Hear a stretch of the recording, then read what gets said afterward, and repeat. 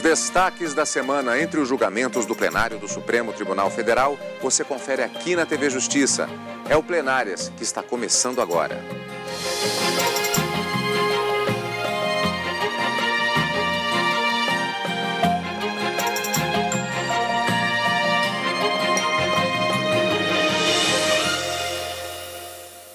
Hoje, na cobertura das sessões dos dias 8 e 9 de maio de 2013, respectivamente quarta e quinta-feira, com umas curiosidades em relação a estas sessões, porque na quarta-feira nós tivemos a maior parte, ou praticamente toda a sessão, dedicada ao julgamento de um único tema. E na quinta-feira, em uma sessão única que se estendeu durante toda a tarde, diversos processos de temas variados que foram julgados. É uma semana com trabalhos intensos no Supremo Tribunal Federal. Na quarta-feira, o início do julgamento de um caso envolvendo a Varig e uma dívida, segundo o Tribunal Regional Federal já reconheceu, uma dívida de aproximadamente quase 6 bilhões de reais que a União teria que pagar pela Varig em razão do plano cruzado. E na quinta-feira nós tivemos vários julgamentos envolvendo matéria tributária, direito penal, direito recursal por conta de uns embargos de declaração que começou, esses embargos teve o início do seu julgamento, mas em razão de um pedido de vista do ministro Teori Zavascki, a situação de um ex-deputado federal que foi condenado aqui pelo Supremo Tribunal Federal ainda está pendente dessa decisão. Mantém-se a condenação ou deve ser declarada extinta a sua punibilidade? Então, tivemos um passeio pelo direito econômico, tributário, penal, direito constitucional envolvendo competência legislativa também da União, matérias bastante diversificadas, muito trabalho no plenário do Supremo Tribunal Federal. E vamos começar com um panorama geral, primeiramente por meio da reportagem da TV Justiça. Tema de destaque esta semana foi exatamente a discussão sobre uma dívida bilionária da União com a extinta Varig. Vamos rever do que se trata na reportagem de Carolina Chaves. O recurso foi apresentado pela União e pelo Ministério Público Federal. Eles contestam uma decisão do Tribunal Regional Federal da Primeira Região, em Brasília, que determinou o pagamento de indenização de 3 bilhões de reais para a extinta Varig. O dinheiro seria pago pela União. De acordo com a decisão de 1992, o valor foi estipulado por causa de perdas alegadas pela empresa devido ao controle nos preços das passagens aéreas durante o governo Sarney. A Varig alegou que teve o seu equilíbrio financeiro afetado por ter sido obrigada naquela época a baixar os preços. No Supremo, o caso tem a relatoria da ministra Carmen Lúcia. Os autores do recurso alegam que o judiciário não especificou os prejuízos alegados pela empresa. Também afirmam que a perda de receita e a redução alegadas pela Varig não geraram obrigação de indenização à concessionária por dano econômico. E este foi o destaque da sessão plenária da quarta-feira, dia 8 de maio. Vamos ver como foi a sessão na reportagem de Adilson Mastelari. Para a sessão plenária de hoje estavam relacionados os julgamentos de 2 recursos extraordinários e de 5 ações diretas de inconstitucionalidade. Entre elas, 2 processos contra leis dos estados de Minas Gerais e Alagoas, relacionados à questão de trânsito e transporte público. Outras 2 ações questionam leis estaduais do Espírito Santo e Rio Grande do Norte sobre o uso de carros particulares apreendidos em fiscalizações sem retorno aos proprietários para uso dos veículos por órgãos públicos desses estados. O primeiro julgamento foi o do recurso extraordinário do Ministério Público Federal e União contra a aviação aérea rio-grandense, a Varig. A empresa quer que sejam mantidas as decisões dos acórdãos do TRF da Primeira Região, que determinam a indenização de 3 bilhões e 57 milhões de reais para a Varig, a ser paga pela União. A Advocacia Geral da União sustenta que não há uma relação direta entre os supostos prejuízos alegados aqui pela empresa e a conduta promovida pelo Estado brasileiro, destacando, e já fechando, senhor presidente, que essa tese ela não se limita a esse caso concreto.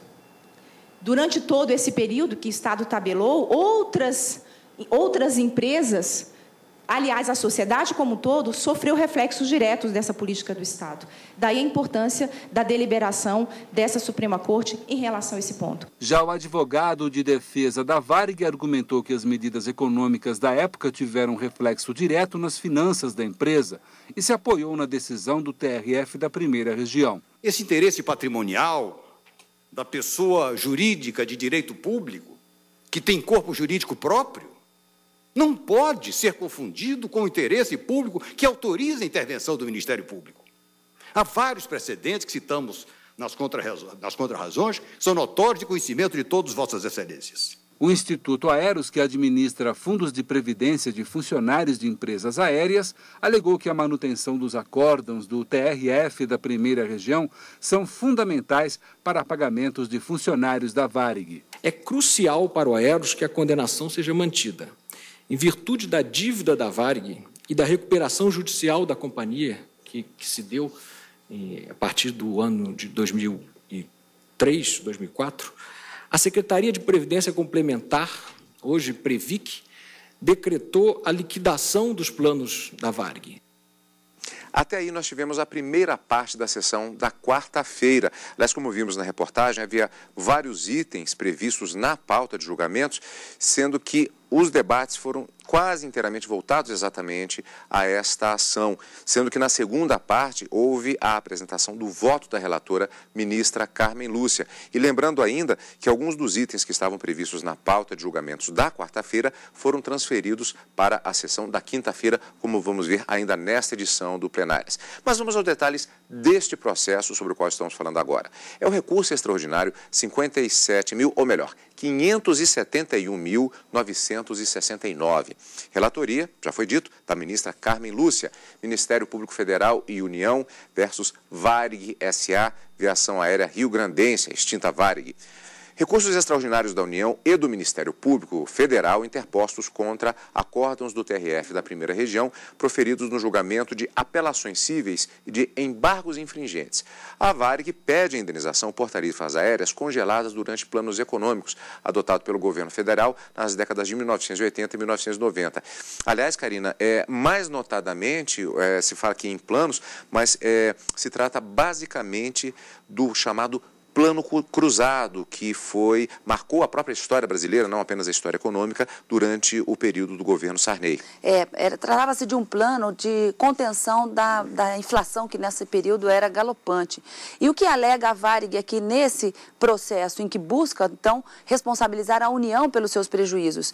Alega que, por ser uma concessionária do serviço aéreo, ela não poderia deixar de atender àquelas circunstâncias em razão do contrato de concessão. E com esse plano, numa tentativa de congelamento de preços dessas tarifas, a Varig teria sido prejudicada e que, portanto, esse plano teria trazido a esse contrato de concessão um desequilíbrio econômico e financeiro e que, portanto, a União deveria ser responsabilizada por conta desse grande prejuízo estimado por essa empresa Varig. Daí entrar-se com uma ação de indenização em face da União, que foi reconhecida pelo Tribunal Regional Federal e justamente contra essa indenização ao qual foi condenada a pagar a União, é que vem ao Supremo para tentar reverter essa situação. Na sustentação oral da representante da advocacia da União, argumentou-se, inclusive, que a população, toda a sociedade brasileira sofreu com esse plano cruzado, mas era uma tentativa de se trazer uma melhoria a toda a população e que, com isso, também a empresa Varig teria sido afetada. Mas não foi esse, como a gente vai ver, o posicionamento da ministra Carmen Lúcia, que votou, inclusive, pela manutenção da indenização que já havia sido fixada pelo Tribunal Regional Federal. Aliás, como vimos da tribuna, um dos argumentos também apresentados em relação ao pagamento desta dívida que chega a bilhões de reais, é exatamente o fato de que esse valor, grande parte, deve ser usado para o pagamento de dívidas da empresa com ex-funcionários da extinta companhia aérea, ou seja, os chamados débitos trabalhistas.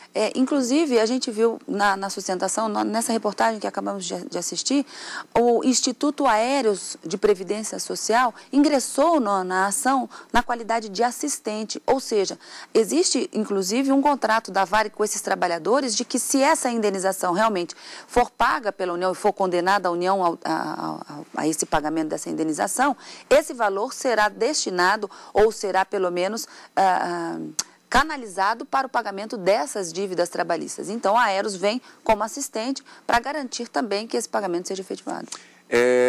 Inclusive, como já adiantou a Karina com relação ao resultado, nós tivemos, logo no início do voto, algumas questões que já foram colocadas, demonstrando para onde, provavelmente, naquele momento, já se imaginava que poderia ser a apresentação do voto da ministra. Ela colocou questões doutrinárias que pontuaram o seu respectivo entendimento sobre o caso. Responsabilidade do Estado, aqui considerado o Estado como um todo, por atos lícitos, não é qualquer novidade no direito contemporâneo, no direito moderno, no direito administrativo, no direito brasileiro. E eu vou dar um exemplo muito rápido. Desapropriação. É ato lícito baseado na lei, mas já que houve um dene, há que se deixar indene, sem dano, aquele que licitamente teve uma contribuição superior em relação ao interesse de todos e, por isso, se tem indenização. Então, responsabilidade do Estado por atos lícitos, incluídos aqueles decorrentes de políticas públicas, não é novidade no Brasil.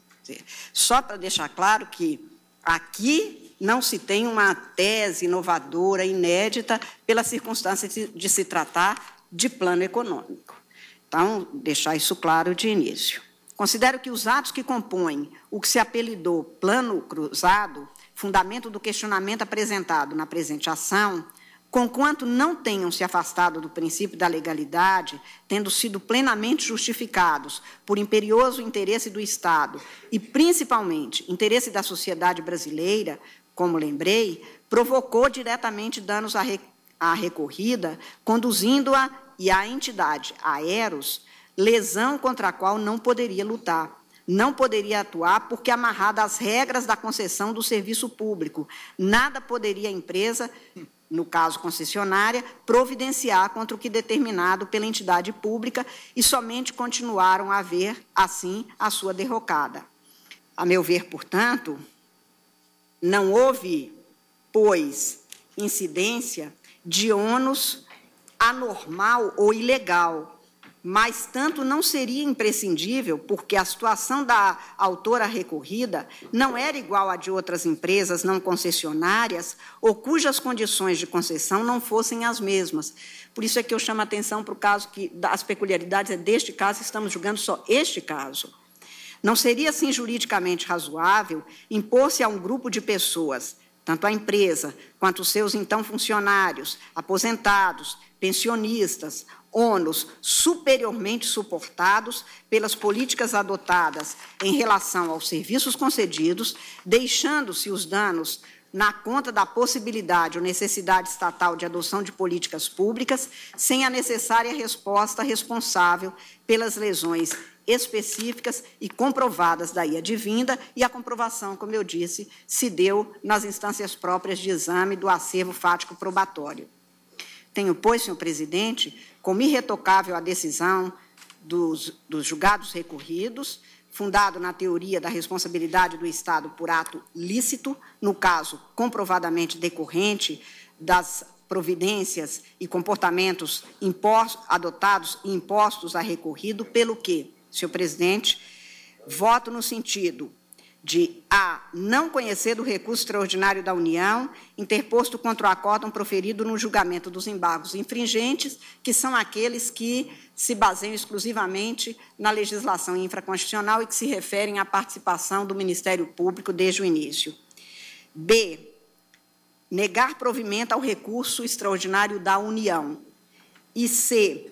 Conhecer parcialmente do recurso extraordinário interposto pelo Ministério Público Federal, porque uma parte não tinha sido pré-questionada, como eu afirmei, e na parte conhecida, a ele negar provimento, nos termos e com base nas razões que fundamentei. É como voto, senhor presidente.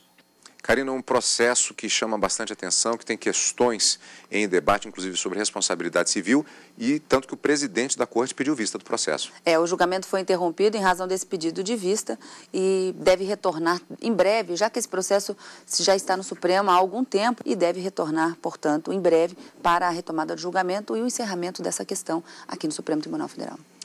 Esta foi a sessão plenária do dia 8 de maio de 2013. Depois do intervalo, os destaques da sessão do dia seguinte, o dia 9 de maio de 2013, quinta-feira. Você confere aqui no Plenárias.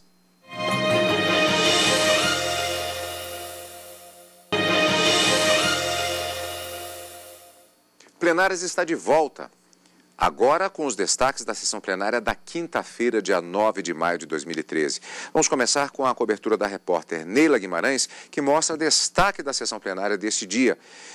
O julgamento em que o Supremo Tribunal Federal aceitou denúncia contra o deputado do PR do Rio de Janeiro, Antony Garotinho, por calúnia e difamação.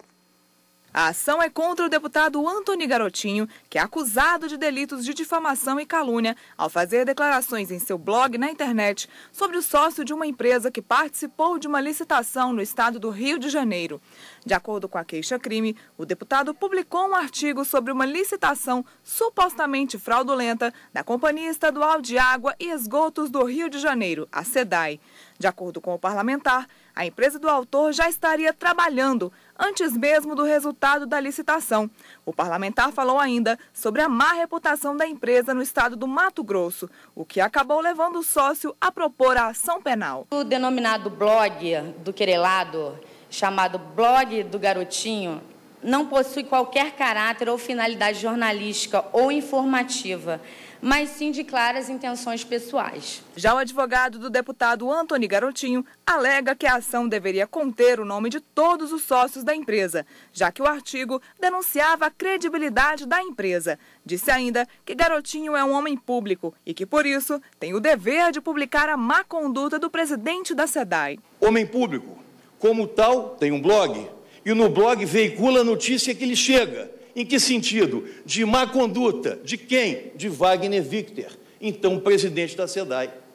Não sabia o senhor Garotinho sequer quem fosse o nominado querelante. Para o ministro Marco Aurélio, essa queixa se mostrou individual e Garotinho atuou como político e não como jornalista. Ele lançou elementos que difamaram o autor da ação. O investigado atuou na condição de político e não de jornalista, e talvez mesmo a pretexto de atingir o presidente da SEDAI, que é Victor mesmo, não é Victor,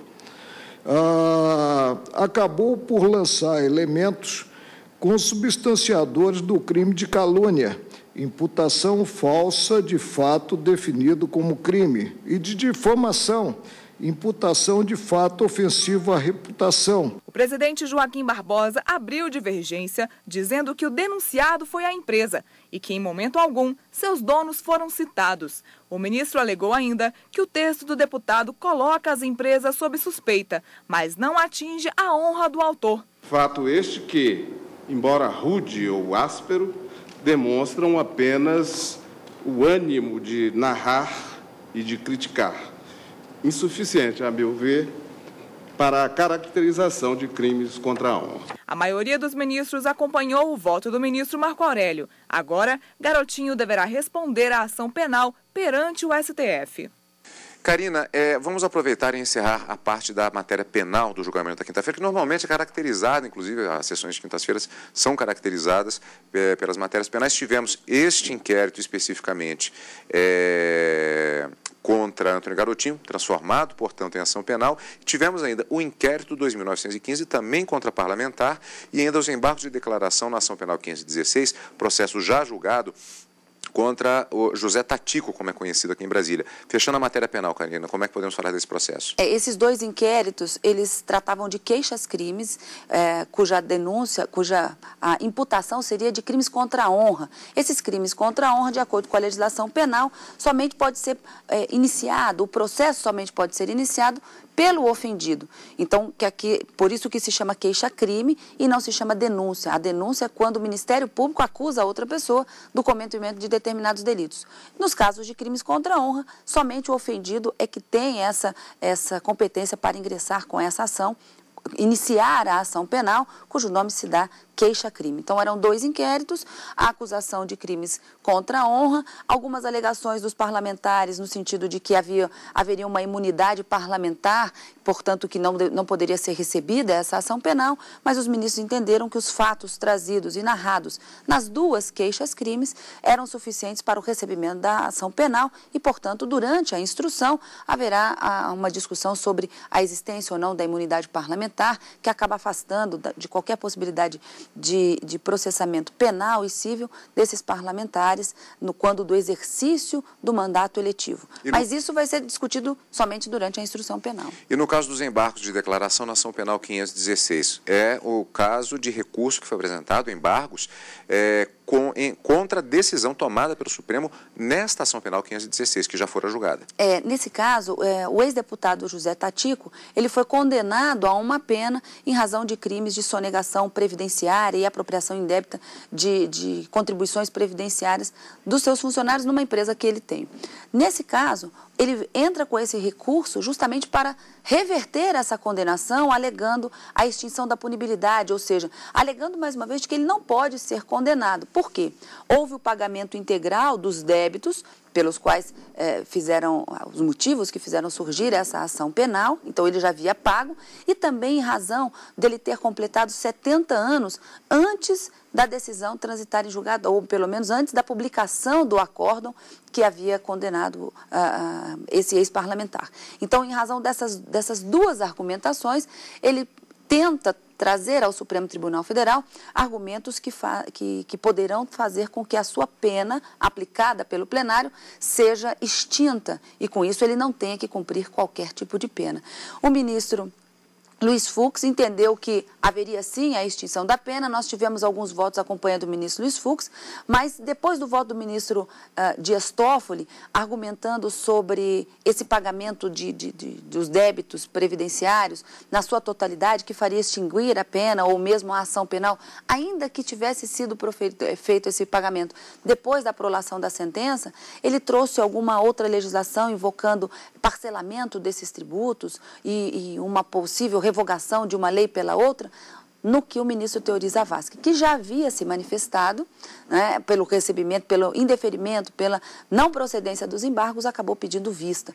Então, essa questão dos embargos de declaração ainda deve voltar ao plenário do Supremo Tribunal Federal para se decidir se essa quitação do débito, mesmo feita depois de proferida a sentença condenatória pelo Supremo Tribunal Federal, faz-se extinguir a pena ou ela deve ser mantida e, com isso, mantida a condenação do ex-deputado. Um caso bastante interessante, mas que acabou ficando suspenso em razão desse pedido de vista do ministro Teori Zavascki. E vamos acompanhar, quando da continuidade do julgamento, em direto do plenário, e claro, aqui no Plenárias também.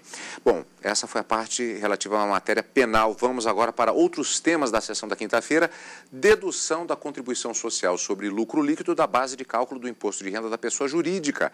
Voto vista do ministro Teori Zavascki no recurso extraordinário 582.525. Banespa S.A. Serviços Técnicos Administrativos e de Corretagem de Seguros versus a União. Relator, ministro Joaquim Barbosa. Portanto, o voto já haviam sido proferidos. Recurso contra a decisão do TRF da Terceira Região em São Paulo, que impediu a dedução da CSLL, Contribuição Social sobre o Lucro Líquido, na apuração da base de cálculo do imposto de renda de pessoa jurídica. Para o Banespa, o imposto deve ser deve incidir somente sobre o acréscimo patrimonial. E acrescenta ainda que a lei que impediu a dedução da CSLL, a Lei 9.316, ela impediu a dedução da CSL sobre a base de cálculo do imposto de renda, teria invadido campo reservado à lei complementar. O relator já havia discordado dos argumentos da recorrente e o ministro, que apresentou o voto vista na sessão plenária desta quinta-feira, acompanhou o ponto de vista do relator. Aos argumentos trazidos pelo ministro relator, que rebateu a tese da recorrente, acrescenta-se que a CSLL, por ser uma contribuição apurada sobre o lucro líquido e em um momento anterior à apuração do próprio imposto de renda, não constitui uma despesa operacional, mas sim uma parte do lucro real, que é o lucro líquido mais adição, reservado para o custeio da Previdência Social. Nesse sentido, é a previsão do impugnado artigo 1º, parágrafo 1 da Lei 9.316, introduzido pelo artigo 249, parágrafo único, inciso 10 do Decreto 3.000, entre aspas, inclui-se nas adições que se refere a esse artigo, valor da contribuição social sobre o lucro líquido registrado como custo ou despesa operacional. É a reprodução da Lei 9.316, como eu disse, artigo 1º, caput e parágrafo único. Por fim, não há violação ao artigo 105 e 3A da Constituição, que reserva a lei complementar a definição de fato gerador e de base de cálculo do tributo, por não ter a lei 9.316 alterado a abrangência do conceito de renda estabelecido nos artigos 43 e 44 do Código Tributário Nacional, conforme bem destacado no voto do ministro relator. Com essas considerações, pedindo vênia ao ministro Marco Aurélio, eu acompanho o relator para conhecer e negar provimento ao recurso. Negado provimento, vencido o ministro Marco Aurélio. Outro destaque, dessa vez tratando de uso de vasilhames retornáveis no Rio de Janeiro. Ação direta de inconstitucionalidade 2818, o relator ministro Dias Toffoli. Governador do Estado versus Assembleia Legislativa. Uma DI ajuizada pelo governo do Estado do Rio de Janeiro, na qual se questionou a validade constitucional de lei estadual que dispõe sobre a comercialização de produtos por meio de vasilhames, recipientes ou embalagens reutilizáveis, de maneira que o titular da marca estampada nestes não possa impedir a circulação ou utilização por outro concorrente. Vamos ao voto do ministro Dias Toffoli. Esta Corte teve a oportunidade, na ação direta 2.359, Espírito Santo, de apreciar a constitucionalidade da Lei 5.652, de 98, do Estado do Espírito Santo, cuja redação é idêntica, absolutamente igual à da lei ora questionada, ocasião em que julgou improcedente a ação direta da inconstitucionalidade por entender que o ato normativo se insere no âmbito de proteção do consumidor, de competência legislativa concorrente da União e dos Estados. Artigo 24, 5 e 8 da Constituição Federal. As normas em questão não disciplinam matéria atinente ao direito de marcas e patentes ou à propriedade intelectual. É a questão, por exemplo, do botijão de gás. A marca X vende o botijão e, na hora de se não poder entregar para uma outra marca aquele vasilhame, ter que só ficar vinculado àquela marca. Enfim, isso já foi objeto de uma ação. Eu nem vou ler a ementa inteira, estou julgando improcedente a ação, senhor presidente. E o resultado, Karina? Julgaram improcedente a ação por entender que não se tratava das matérias alegadas, mas sim de direito do consumidor. Em matéria de direito do consumidor, todos os entes federativos podem legislar. Mais um destaque desta quinta-feira, utilização de armas de fogo apreendidas em São Paulo. Ação direta de inconstitucionalidade 3.193, relatoria do ministro Marco Aurélio. PGR, Procuradoria-Geral da República versus Governador e Assembleia Legislativa de São Paulo. Uma DIN contra a Lei Estadual 11.060, de 2002, que dispôs sobre o uso pela Polícia Civil e Polícia Militar do Estado de armas de fogo apreendidas. Direto ao voto do relator. A Constituição da República atribui à União legislar sobre o comércio de material bélico e direito processual penal. Não possui o Estado-membro qualquer relação com o tema, não lhe sendo permitido tomar para si normas sobre a matéria, como se mostraria válido no tocante à competência comum. Uma coisa é a competência comum, outra é a privativa. Ao Estado somente cabe recorrer à técnica da remissão se puder legislar sobre a matéria de modo originário, o que não acontece no caso.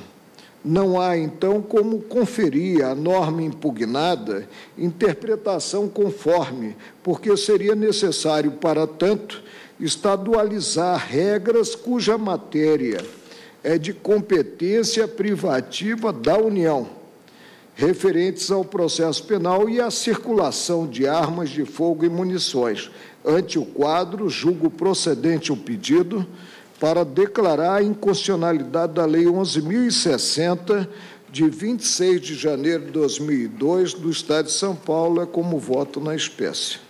Karina, resultado? Nesse caso, ao contrário do anterior, o alegado é que seria uma legislação referente a material bélico, e isso, de acordo com a Constituição, é competência privativa da União. O Estado não poderia ter feito essa legislação, ação julgada procedente por votação unânime. Destaques da semana no plenário do Supremo Tribunal Federal. Como sempre, já temos encontro marcado. Próxima semana, Karina. Na próxima semana, quarta e quinta ao vivo, no direto do plenário, e no final de semana com plenárias. E como sempre, nós agradecemos a sua companhia. Obrigado por estar conosco. E continue aqui, na TV Justiça.